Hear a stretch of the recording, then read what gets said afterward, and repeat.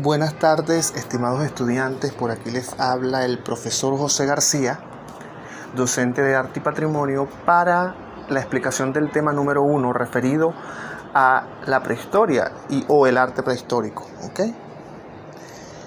Vamos a iniciar hablando de la prehistoria. ¿Qué es la prehistoria?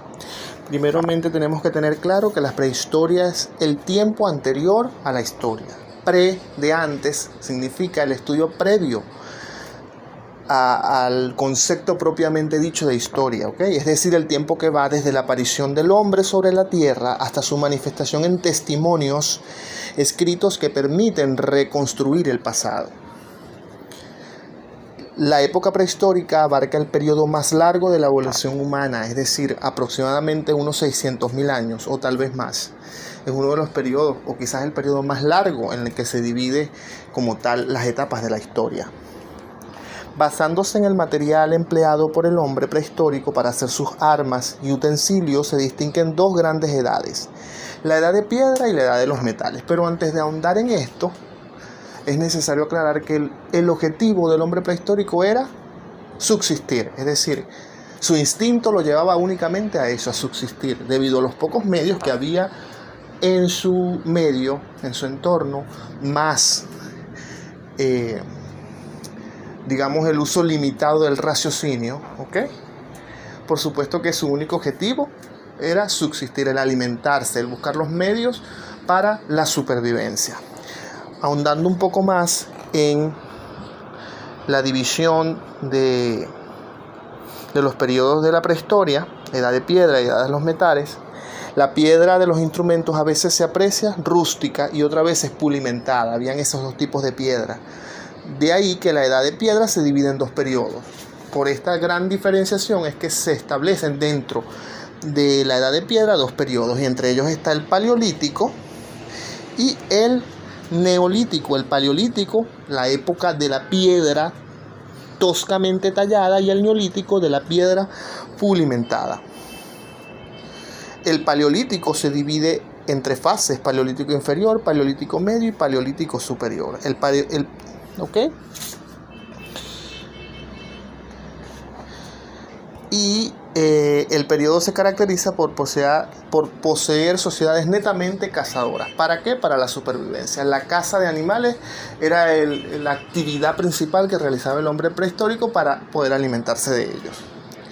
También la recolección, la parte de agricultura dentro de medios naturales, era el factor preponderante. Y eran nómadas. ¿Qué significa nómadas? Que permanecían tiempos específicos en lugares y de acuerdo a las condiciones se trasladaban constantemente de un lugar a otro para vivir. Eso significa nómada, trasladarse de un lugar a otro para vivir en tiempos no muy largos.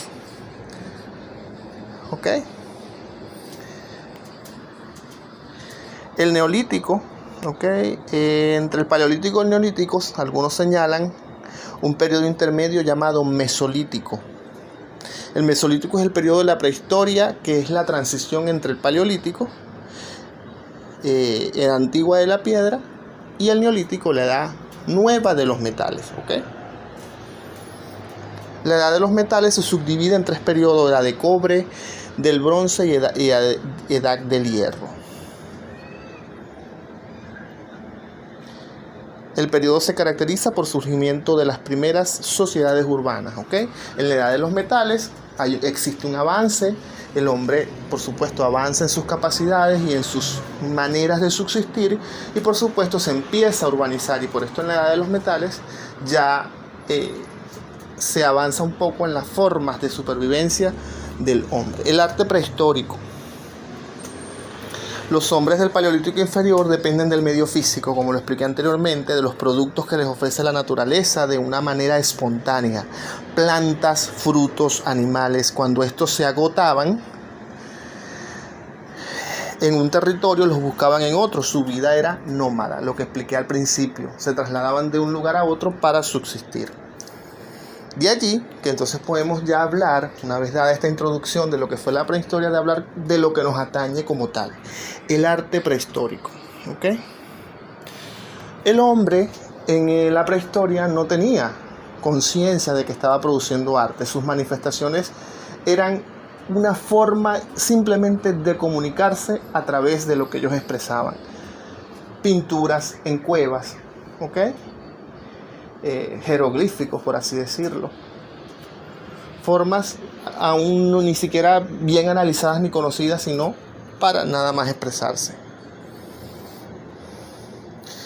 Vamos a hablar de la arquitectura prehistórica. Construyen grandes piedras, megalitos. Para ellos, mega significaba grande y litos, piedras, es decir, grandes construcciones hechas de piedra, de una forma muy rústica, pero que ya representaban para el momento arquitectura. Relacionaban el culto funerario religioso. ¿Okay? La religión, la funeraria, la posibilidad de creer de la vida más allá de la muerte, era una de las principales premisas de los prehistóricos. Las principales construcciones eran menhires. Un menhir es una gran mesa de piedra, una mesa enorme realizada de piedra, verticalmente puesta sobre el suelo, como lo dice allí la presentación. Alineamientos. Un alineamiento eran varios menhires en hileras, en filas. Eso es un alineamiento. Menhir, repito, mesa grande de piedra, y un alineamiento eran varios menhires en fila.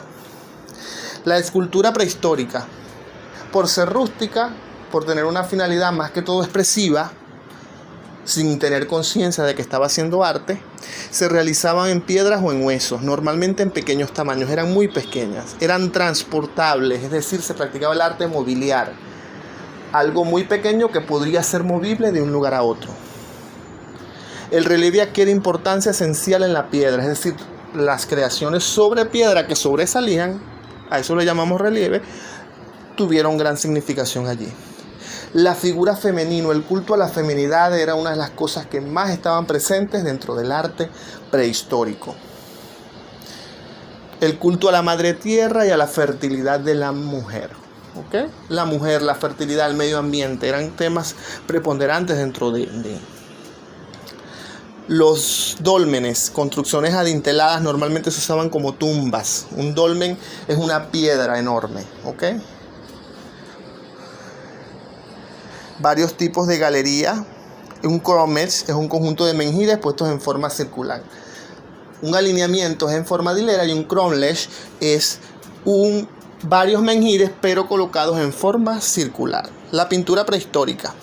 Se realizaban fundamentalmente en el interior de las cuevas, ¿ok? Sobremanera animales. Los animales que eran motivo de caza, ellos los reflejaban como medio de expresión dentro de las cuevas en las que vivían, el hombre cavernícola. Estas aprovechaban las rocas salientes para poder expresarla. Normalmente pintaban animales, usaban colores rojos de la misma sangre de los animales, los utilizaban para expresarse. El color negro y el ocre también fueron muy usados. Lo que ellos querían expresar básicamente era la iniciación a la caza, ritos de iniciación al mundo adulto. Aquí vemos entonces algunas de las pinturas prehistóricas más importantes, ¿ok? El bisonte.